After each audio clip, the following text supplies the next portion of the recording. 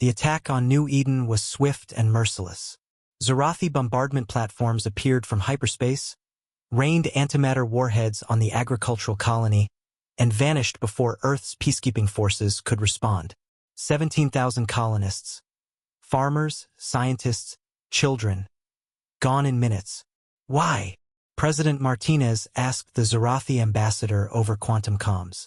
We've had peace for 50 years. Your colonies expand too quickly, Supreme Commander Vex replied coldly. Consider this a correction. Stay in your allocated sectors, or we'll correct harder. The call ended. Earth's parliament convened in emergency session, fury and grief battling for dominance.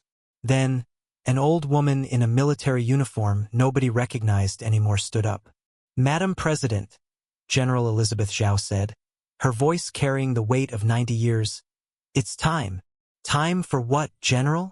To wake them up.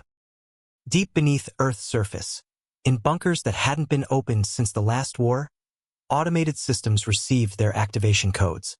Lights flickered on in vast underground hangars. Diagnostic protocols initiated on machines that had slept for a century.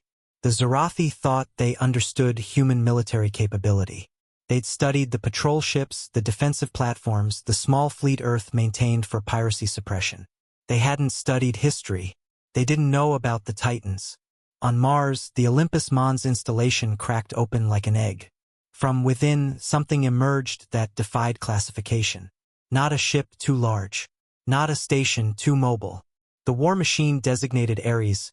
One had been built during humanity's darkest period, when nation fought nation with weapons that could crack continents. It stood 3 kilometers tall, a fusion of ship and mech, designed for one purpose: to make war so terrible that enemies would beg for peace. Across the solar system, more tombs opened. From Europa's ice, Poseidon surfaced, a war machine that could operate in any environment, its tentacle-like appendages capable of tearing through dreadnoughts like tissue paper. From the moon's dark side, Artemis awakened, its targeting systems able to track and eliminate 1 million targets simultaneously. My God, whispered Earth's current defense minister, watching the tactical displays. What did our ancestors build? General Zhao's eyes never left the screens.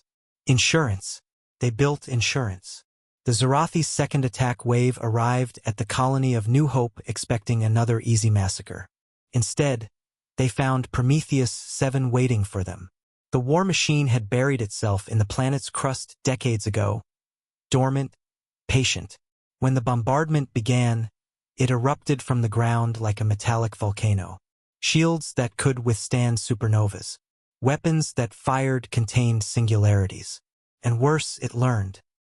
Every Zarathi tactic was analyzed, countered, and remembered. Every weapon frequency adapted to. The attack fleet didn't. Retreat, it simply ceased to exist. Impossible. Supreme Commander Vex snarled at his tactical staff. Our intelligence says humans have no such weapons. They didn't, his aide corrected, reading historical files with growing horror. They buried them. After their last war, they were so horrified by what they'd created, they entombed them. Called it the Never Again Protocol. How many? Unknown. But sir, these aren't their modern weapons. These are antiques. Museum pieces. What they built when they still fought each other. Earth's president broadcast to the galaxy, her face grave. 100 years ago, humanity nearly destroyed itself. We built machines of such horror that we swore to bury them forever. We chose peace. We chose to explore, to grow, to forget the monsters we could become. The image shifted to show the Titans deploying across human space. Dozens of them, each unique, each terrible. You bombed our colonies. You killed our children. And you woke up our old nightmares. These machines will defend human space. Cross our borders again, and they'll do what they were built to do. End civilizations. Now we offer you the same choice we offered ourselves a century ago. Peace or the awakening of worse things. Because what you've seen, these are the ones we thought were safe to keep. The truly terrible ones, we dropped into stars. She paused. Mostly, the Zarathi Empire retreated beyond their original borders. suddenly discovering urgent internal matters requiring attention. Other species took note. Humanity's modern fleet was formidable, but their ancient war machines were madness given form. On Earth, General Zhao supervised the Titans' return to slumber. A young officer asked, "Why not keep them active? As deterrents?" Zhao smiled sadly. "Because we built them when we hated each other. They're not weapons, son. They're nightmares. And nightmares should sleep until the universe forces us to dream them again."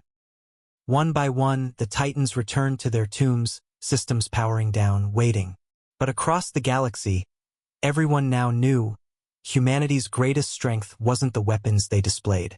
It was the weapons they chose to bury, and the wisdom to know when to wake them up.